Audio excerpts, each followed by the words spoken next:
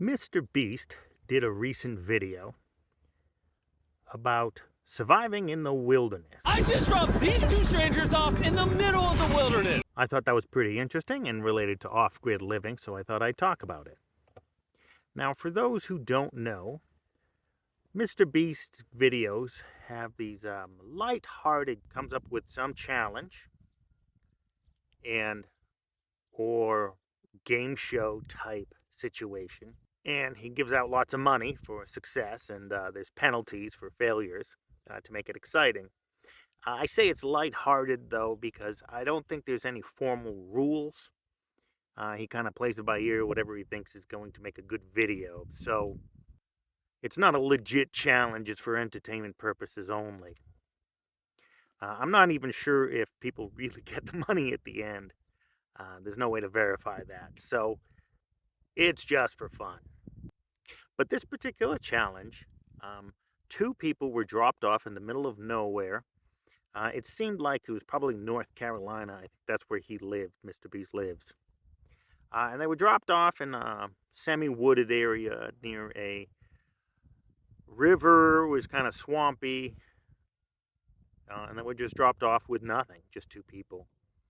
And then every day, Mr. Beast would parachute in a briefcase full of $10,000. So they would make $10,000 a day for surviving, which after a full year is, $3 million. And they have to split it in two because there's two of them.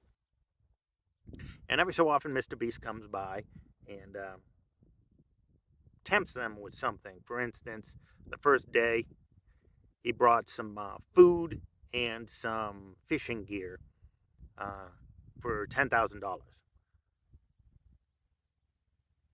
So the people bought that.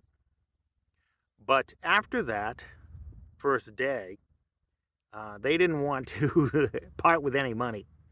So for a couple days later, he offered them a couple sleeping bags because it was really cold at night for $50,000. And the contestant said no. And then just more and more funny things. For example, he offered them a riverboat restaurant. It was a small food cart, floating food cart. So they get all this food, however long it lasts, and a boat. But they'd already made a boat from the parachute, and they made, a hammock, and they stacked up the briefcases to make a little coffee table for themselves, and it was pretty interesting to watch. Again, not very serious, so we didn't learn a lot of survival skills or anything like that. But they lasted about 70 days, so they got about $300,000 each or so, which is not bad. And what did them in was the mental game. There's no TV. You're uncomfortable. It's cold at night. You're sleeping on the hard ground. Even if you make yourself a little cot, you're sleeping on a cot. You have limited food. They were able to fish, so they ate okay, but you can get sick of fish after a while, pretty quickly, actually. And one person had a wife and kids, and he missed them after, couple months, 2.5 months. So that was what did him in, and I think that is pretty accurate, honestly. I think here, living off grid, the mental game will do you in. I have an RV here. It's not new. It's 30, 40 years old. And it's cold in the winter. It's hot in the summer. It's cramped. I do have an internet connection, but there's nobody else around, so you can get lonely. You can want human contact.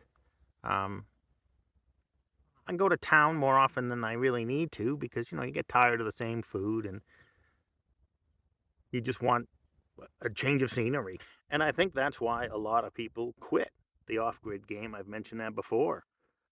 You've got to have or develop the right mindset. You've got to get used to it. You've got to be happy out there. It shouldn't be a feat of endurance. You should enjoy being off-grid. If you're going to last, it's important you enjoy it. You like what you're doing.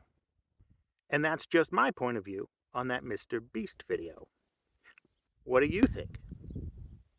Let me know in the comments. Please like and subscribe if you enjoy this content, and I'll see you in the next video.